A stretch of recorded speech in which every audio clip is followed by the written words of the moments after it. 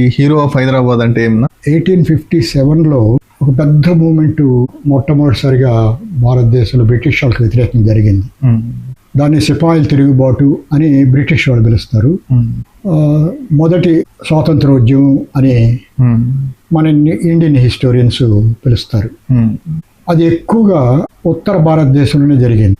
ఝాన్సీ లక్ష్మి వీళ్ళంతా కూడా ప్రముఖ పాత్ర వహించినటువంటి మూమెంట్ అది. దక్షిణ దేశంలో చాలా వరకు జరగలేదు. అదే ఇప్పుడు మనకు ఇంతకుముందు మాట్లాడుకున్నాం, మన చిత్తూరు జిల్లాలో పాళెగాల తిరుగుబాటు అంటే దేశవ్యాపిత అంటే ఎక్కువ భాగాన్ని కవర్ చేసేటటువంటి మూమెంట్ 1857లోనే జరిగింది. అంతకు ముందు కూడా మూమెంట్ లేవని కాదు, వందలు జరిగినాయి. అంటే ఈ లెక్కలోకి వచ్చిండవు. బ్రిటిష్ వాళ్ళ అధికార స్థాపన జరిగినప్పటి నుంచి కూడా అక్కడక్కడక్కడక్కడక్కడక్కడ లోకల్ మూమెంట్స్ జరుగుతూనే వచ్చాయి. వాటిని బ్రిటిష్ వాళ్ళు అణిచేస్తూనే వచ్చాయి. కానీ ఎక్కువ ప్రాంతాన్ని కవర్ చేసేటట్టుగా దాదాపు నార్త్ ఇండియా మొత్తం కవర్ అయ్యేంతటి విశాల మూమెంట్ అనేది ఒక రకమైన సెమీ నేషనల్ మూమెంట్ అనేది మొట్టమొదటిసారి 1857లో మాత్రమే జరిగింది. దక్షిణ దేశంలో దాదాపు జరగలేదని చెప్పచ్చు కొంతవరకు. దానికి బహుశా కారణం రైతువారి విధానం అనేది ఒకటి ఇక్కడ ప్రవేశపెట్టబడి దక్షిణ దేశం అంతా కూడా రైతులకి అంతకుముందు ఉన్నటువంటి కష్టాలు కొంతమేరకు, పూర్తిగా కాదు కొంతమేరకు తొలగించడం జరిగింది. పన్నుల భారం కొంత తగ్గించడం ఇలాంటివి. మొదట్లో బ్రిటిష్ వాళ్ళు ఎక్కువ పన్ను వేసినప్పటికీ రైతువారి విధానంలో కాలక్రమంలో ఆ రైతువారి విధానంలో కొన్ని మార్పులు చేసి పన్ను భారాలు తగ్గించడం, అంతకుముందు ఉన్నటువంటి పాళేగారులు వాళ్ళ పరిపాలనలో ఉన్నటువంటి కొన్ని అశాంతి వాతావరణాలు, బాధలు ఇవన్నీ తొలగించడం, పాళేగారులు తొలగించి ఇవన్నీ చేశారు. సో దాంతో ఏమంటే సౌత్ ఇండియాలో బ్రిటిష్ పాలన మీద కోపం అనేది కొంత తగ్గింది 1857 కాలానికి. మొదట్లో ఉన్నప్పటికీ పాళేగారుల తిరుగుబాట్లు ఇవన్నీ జరిగినప్పటికీ 1857 కాలానికి పన్నుల వ్యవస్థలో వచ్చిన మార్పుల వల్ల రైతుల్లో కొంత బాధ తగ్గి తిరుగుబాటు దూరాలు తగ్గిపోయినాయి జనంలో. ఆ పరిస్థితుల్లో 1857లో నార్త్ ఇండియాలో మూమెంట్ జరిగింది. అక్కడ ఉన్నటువంటి రకరకాల కారణాలు, ఆర్థిక కారణాలు, పన్నుల భారాలు ఇవన్నీ కూడా సౌత్లో జరగలేది ఉండింది. అందరు చరిత్రకారులు కూడా అలాగే చాలా పుస్తకాలు కూడా రాశారు. కానీ నాకు 1857లో ఏదో సౌత్ ఇండియాలో కూడా జరిగింది అనేది ఎక్కడో పుస్తకంలో ఒక చిన్న వ్యాసం ఒకటి చూశారు. అది చూసిన తర్వాత దీన్ని సంబంధించి వెతకదాము అనేసి కొన్ని పుస్తకాలు, డాక్యుమెంట్లు ఎదుర్కొంటూ హైదరాబాద్లో కొన్ని ఆర్కైవ్స్లో డాక్యుమెంట్స్ అవన్నీ చూశాను. కొన్ని పుస్తకాలు అవన్నీ చూసిన తర్వాత మ్యాటర్ ఉంది అని అనిపించింది. సో దాన్ని ఎతుక్కున్న తర్వాత ఫైనల్గా ఏం చేయిందంటే హైదరాబాద్లో తొరాబాజ్ ఖాన్ అనేటటువంటి ఒక యంగ్ పర్సన్, బహుశా ఒక 30 years 25 years ఉండొచ్చు అనుకుంటారు, బేగం బజార్లో నివసించేవాడు. అప్పుడు చిన్న పాపులేషన్, ఒక 20,000 మంది ఉంటారు ఆ ఏరియాలో.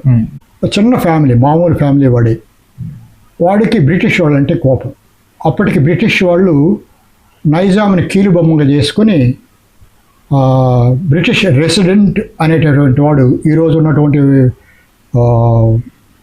మహిళా యూనివర్సిటీ, మహిళా కళాశాల ఉన్నది ఆ ఏరియాలో బ్రిటిష్ రెసిడెన్సీ ఉండేది. బ్రిటిష్ రెసిడెంట్ అనేటటువంటి వాడు, బ్రిటిష్ ప్రతినిధి, నైజాం మీద ఇండైరెక్ట్ పెత్తనం చేస్తూ ఉండేవాడు. నైజాం ఎవరికి కీలుబొమ్మే, మొత్తం నడిపేదంతా బ్రిటిష్ వాళ్ళు వెనకుండి నడుపుతూ ఉంటారు. అది వీడికి యంగ్ బాయ్కి కోపం వచ్చింది. అక్కడ ఉన్నట్టు ముస్లిమ్స్లో కూడా చాలామంది మతాధిపతులకు కూడా కోపం ఉంది. ఒక సమావేశం పెట్టుంటే ఆ సమావేశంలో స్పీకర్స్ మాట్లాడిన తర్వాత మతాధిపతులు వీడు ఇన్స్పైర్ అయిపోయి అక్కడి నుంచి జెండా ఒకటి తీసుకొని బేగం బజార్కి వచ్చి ఒక 5,000 మందిని సమకూర్చుకొని యంగ్స్టర్స్ని, బాయ్స్ని ఈ సమస్య మీద పోయి British resident very highly protected area అది, దాని మీద అటాక్ చేసి పెద్ద మూమెంట్ జరిగింది. కొంతమంది ఆ పక్క చచ్చిపోవడం, ఈ పక్క జరిపోవడం, అది పెద్ద మూమెంట్. అది ఒక రకంగా ఒక సినిమా తీయడానికి సహా వీలుండేటంతటి విషయం ఉందండి. అంత వీరత్వం దానిలో మనకు అవపడుతుంది. అదేవిధంగా దాదాపు అదే సమయంలోనే గోదావరి ఏరియాలో కోరుకొండ సుబ్బారెడ్డి అనేటువంటి వాడు, ట్రైబల్ రెడ్డిస్ వాళ్ళు, ఆ ఏరియాలో ట్రైబల్స్ కూడా కొంతమంది రెడ్డిస్గా కొండరెడ్లు అంటారు వాళ్ళు. ట్రైబల్ నాయకుడు గోదావరి ఏరియాలో ఉండేవాడు. ఆ ట్రైబల్ నాయకుడు అక్కడ మూమెంట్ స్టార్ట్ చేశాడు. దాదాపు రెండు ఒకే టైంలో, కొద్దిగా few months, 1 or 2 months difference అంతే. సో ఈ రెండు మూమెంట్స్ చాలా యూనిక్గా, అందులో నార్త్ ఇండియా ఉండేటటువంటి మూమెంట్ నడిపేటటువంటి నాయకులు కొంతమంది హైదరాబాద్కి రావడం, కోరికడు సుబ్బారెడ్డి దగ్గర రావడం, వాళ్ళతో మంత్రాలు చేసి ఆ మూమెంట్ని సౌత్లో పెరగడానికి కావాల్సిన ప్రయత్నాలు కూడా చేశారు. సో నార్త్ సౌత్కి లింకేజ్ కూడా స్టార్ట్ అయింది అప్పట్లోనే. సో ఆ మూమెంట్ యొక్క ఇన్స్పిరేషన్ వీళ్ళల్లో ఉంది, అందుకని వీళ్ళు మూమెంట్ చేశారు. కోర్స్ దాన్ని అడిచేసి ఉండొచ్చు, కానీ దాని ఇంపాక్ట్ మాత్రం చాలా ఎక్కువగా మనకు అవుపడుతుంది. సో అది దాన్ని చాలా, అందులో హిస్టోరియన్స్ ఎవరు కూడా సౌత్లో మూమెంటే లేదు అనే పుస్తకాలన్నింటిలో రాసి ఉన్నారు. కాబట్టి నాకేదో దొరికినటువంటి సమాచారంతో దాన్ని డెవలప్ చేసి సౌత్లో కూడా మూమెంట్ ఉండింది అని ప్రూవ్ చేసి ఒక పుస్తకాన్ని రాశారు. అది చాలా మంచి ప్రయోగం. అది అట్లా ఒరిజినల్గా నేను రాసినటువన్నీ ఒరిజినలే. ఈ పాళేగార్స్ మీద రాసినటువంటి కలోలినిజం అండ్ రెసిస్టెన్స్ అనే పుస్తకం కానీ, మోడర్న్ చిత్తూరు అనేటటువంటి ఫ్రీడమ్ స్టైల్ చిత్తూరు జిల్లాకు సంబంధించింది కానీ, agrarian relations and pheasant in Andhra అనేటువంటి కాళస్ జమీందారి మీద రాసినటువంటి పుస్తకం కానీ, గాడ్స్ ఆన్ అర్త్ తిరుమల చరిత్ర అనే తిరుమల మీద రాసిన పుస్తకం కానీ, అప్రైజింగ్ ఆఫ్ 1857 అనేటువంటి తురాబాజు ఖాను కోరుకొండ సుబ్బారెడ్డికి సంబంధించిన మూమెంట్ రాసింది కానీ, అన్నీ కూడా ఒరిజినల్ రికార్డ్స్ని కలెక్ట్ చేసి ఎవరు రాయినటువంటి విషయాన్ని రాశాను. అలాగే టెంపుల్స్ మీద కూడా వాకాడు దగ్గరలో మల్లం అనే ఒక ఊరు ఉంది, అక్కడ సుబ్రహ్మణ్యేశ్వర టెంపుల్ ఉంది. చోళా కాలం నాటి టెంపుల్ ఇది. దాన్ని స్టడీ చేసి స్కల్ప్చరల్ వెల్త్ అట్ మల్లం అనే ఒక ఒరిజినల్ బుక్, ఎవరు రాయినటువంటి ఒక చిన్న పీస్ కూడా రాయినటువంటి పుస్తకం. అలాగే ఉదయగిరి దగ్గరలో భైరవ కోన అని ఉన్నది, earliest cave temples, Hindu cave temples అవి పల్లవ టైం, వాటిని ఓ పుస్తక రూపంలో తీసుకొచ్చాను. అట్లాగే నెల్లూరు టౌన్ దగ్గరలో కృష్ణపట్నం దగ్గర మనుమ సిద్ధేశ్వర ఆలయం, మనుమ సిద్ధి వాళ్ళ కాలంలో తెలుగు చోడ రాజులు వాళ్ళు నెల్లూరు ప్రాంతంలో పరిపాలించారు. వాళ్ళల్లో మనుమ సిద్ధి అనే ఒక రాజు, వాళ్ళ కాలంలో ఒక టెంపుల్ గుర్తిస్తే శివ టెంపుల్, దాని నుంచి ఒక టెంపుల్ రాశాను. నెల్లూరు జిల్లాలో 3 టెంపుల్స్ గురించి పుస్తకాలు రాశాను. ఆ తర్వాత మొత్తం భారతదేశంలో రకరకాల రాజవంశాల కాలంలో నిర్మాణాలు జరిగినటువంటి గుడులకు సంబంధించి వాటి ఆర్కిటెక్చర్ ఏమిటి, స్కల్ప్చర్ ఏమిటి, ఆ స్కల్ప్చర్లో ఉన్నటువంటి దేవతల ఐకోనోగ్రాఫిక్ ఫీచర్స్ ఏమిటి, ఆ ఆలయాల్లో ఉన్నటువంటి ముఖ్య శాస్త్రాలు ఏమిటి, ఆ కాలం నాటి, ప్రాచీన కాలం నాటి, మధ్యకాలం నాటి నాణ్యాలకు సంబంధించినవి, ఇవన్నీ కూడా ఒక 450 పేజీల పుస్తకము ఆయా రాజుల కాలపు నాటి టెంపుల్స్, వాటి యొక్క ఫీచర్స్ ఇవన్నీ కూడా రాస్తూ ఇంగ్లీష్లో పబ్లిష్ చేశాను. తర్వాత దాన్ని తెలుగు అకాడమీ వాళ్ళు, అప్పటికి యునైటెడ్ ఆంధ్రప్రదేశ్ ఉన్నటువంటి రోజుల్లో తెలుగు అకాడమీ వాళ్ళు తెలుగులోనే దాన్ని ఒక టెక్స్ట్ బుక్ లాగా దాన్ని పబ్లిష్ చేయడం జరిగింది. అట్లాగే బ్రిటిష్ వాళ్ళు మన ఆంధ్ర తీర ప్రాంతంలో వచ్చి సెటిల్ అయ్యి వాళ్ళు ఎక్కడెక్కడ స్థావరాలు ఏర్పాటు చేసుకున్నారు. ఫస్ట్ మచిలీపట్నం రావడం, తర్వాత దుర్గరాజపట్నం అని చెప్పి వాకాడు దగ్గరలో ఉంది, దాన్ని దొరాస్పట్నం అంటారు, ఆరుమొగాను అని కూడా పిలుస్తారు. అక్కడికి రావడం, మళ్ళా మచిలీపట్నం పోవడం, తర్వాత అక్కడ ఉన్న ఇబ్బందుల వల్ల మద్రాసు ప్రాంతానికి రావడం, సెటిల్మెంట్ ఏర్పాటు చేసుకోవడం. అలాగే ఈ దుర్గరాజపట్నంలో ఉన్నటువంటి రోజుల్లో మొట్టమొదట బ్రిటిష్ వాళ్ళు కోట ఒకటి కట్టించుకున్నారు. మొత్తం దేశంలోనే మొట్టమొదట కోటని బ్రిటిష్ వాళ్ళు కట్టింది ఈ ఆర్మగాన్ దుర్గరాజపట్నం అనేటువంటి నెల్లూరు జిల్లాలో వాకాడు దగ్గర ఉన్న ప్రాంతాలు కట్టారు వాళ్ళు. అందుకని కోట అనే పేరు అదేనా? కోట వచ్చి ఉండొచ్చు, దానివల్ల కోట అనే ఆ దగ్గరలో ఉన్న ఊరికి వచ్చి ఉండొచ్చు. అక్కడికి వాళ్ళు కోట కట్టారు. వాళ్ళకు హార్బర్ కూడా బ్లాక్ వుడ్ హార్బర్ అనే హార్బర్ని కూడా కట్టించారు వాళ్ళు. మొట్టమొదటి భారతదేశంలో మొట్టమొదటి హార్బర్ మాత్రం తర్వాత అది కాదు, మొదటిది కాదు. కోట మాత్రం మొట్టమొదటిది. కోట అయితే మొట్టమొదటి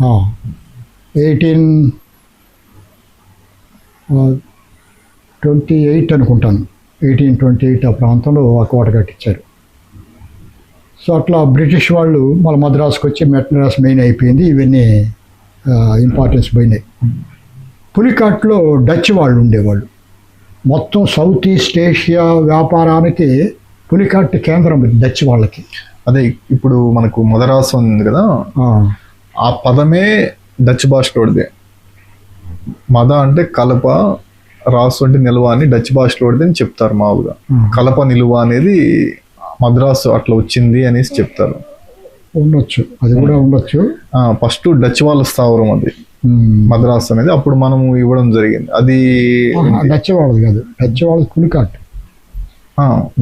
ఓకే, పులికాట్ డచ్ వాళ్ళ మెయిన్ కేంద్రం. అక్కడి నుంచి వ్యాపారం చేసేవాళ్ళు. బ్రిటిష్ వాళ్ళు కూడా కొద్ది కాలం అక్కడ వెళ్ళి వ్యాపారం చేశారు, కానీ ఆ డచ్ వాళ్ళతో ఏగలేక మళ్ళీ మద్రాసుకి వెళ్ళిపోయారు, షిఫ్ట్ అయిపోయారు. 1639లో ఆగస్టు 22 అనుకుంటాను నాకు గుర్తు, మద్రాసులో ఫ్రాన్సిస్ డే అనేవాడు అప్పుడు ఉన్నటువంటి కాళేశ్ జమీందారుతో డీల్ చేసుకుని వెంకటపతి అనేటువంటి వాడు ఇక్కడ అప్పుడు విజయనగర చంద్రగిరిలో రాజధానిగా విజయనగర రాజులు పరిపాలిస్తున్నారు. అవును, అక్కడ కూడా వెంకటపతి అని ఉన్నాడు. పాళే గారికి చక్రవర్తి విజయనగర రాజు కాబట్టి రాజుకి ఒక మాట చెప్పి ఆయన అంటే ప్రైమ్ మినిస్టర్ ప్రెసిడెంట్కి చెప్పి అంగీకారం పొంది చట్టాలు అమలు చేసినట్టు చక్రవర్తికి ఇన్ఫర్మేషన్ ఇచ్చి ఆయన అంగీకారం టోకన్గా తీసుకుని కాళేశ్ జమీందారు ఆయనకి బ్రిటిష్ వాళ్ళకి ఫ్రాన్సిస్ డే అనేవాడు వచ్చి మాట్లాడినాడు. అగ్రిమెంట్ చేసుకుని అది ఆ ప్రాంతం ఇవ్వడం జరిగింది. పులికాట్లో మాత్రం ఈ డచ్ వాళ్ళు వ్యాపారం చేసినప్పుడు జెల్డ్రియా అనేటువంటి ఓడరేవుని కూడా వాళ్ళు కట్టుకొని అక్కడ వ్యాపారం చేస్తుండేవాళ్ళు. అక్కడే మల్లయ్య అనేటువంటి వాడు నెల్లూరు వాడు. ఈనాడు అతన్ని అనదర్ అదానీ అంబానీ అని చెప్పచ్చు. ముగ్గురు వ్యాపారులు ఉండేవాళ్ళు భారతదేశంలో 17th సెంచరీలో. మల్లయ్య అనేవాడు పులికాట్ ఏరియాలో, జగత్ సేథ్ అనేవాళ్ళు బెంగాల్లో, సూరత్లో ఒక వ్యాపారి ఉండేవాడు. ఈస్ట్ ఇండియా కంపెనీకి డచ్ కంపెనీలకు కూడా వాళ్ళు అప్పులు ఇచ్చేవాళ్ళు ఆ రోజుల్లో. అంటే అనదర్ అంబానీ అదానీ లాంటి వాళ్ళు. మా పుస్తకం రిలీజ్ అప్పుడు కూడా ఈ లేటెస్ట్గా నేను ఒక పుస్తకం రాశాను, loss and gain in British India అని చెప్పేసి.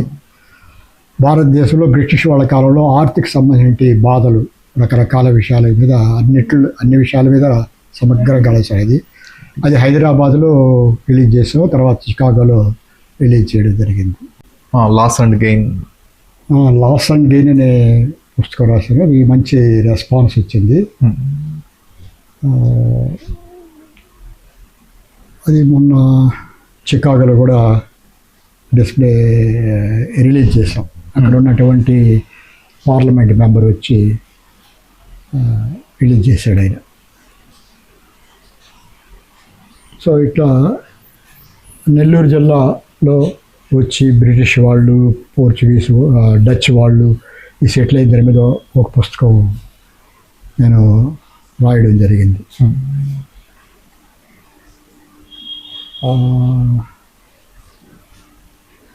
తర్వాత టెక్స్ట్ బుక్స్ కొన్ని రాశాను. చైనా జపాన్ మీద, China history, Japan history, south east Asian history,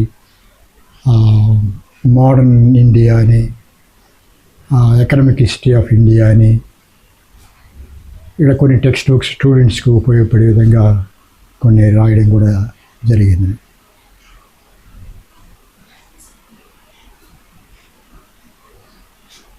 ఇప్పటికీ ఏదో పరిశోధన మీదనే పోతున్నాను. ఇంకా వేరే పుస్తకం కూడా ఆఫ్టర్ ఇండిపెండెన్స్ భారతదేశంలో జనం పరిస్థితి ఏమిటి, ఆర్థిక పరిస్థితి ఏమిటి దాని మీద ఇప్పుడు ఫోకస్ పెట్టి దాని మీద చేస్తున్నాను. అది కొంతకాలం పడుతుంది. అది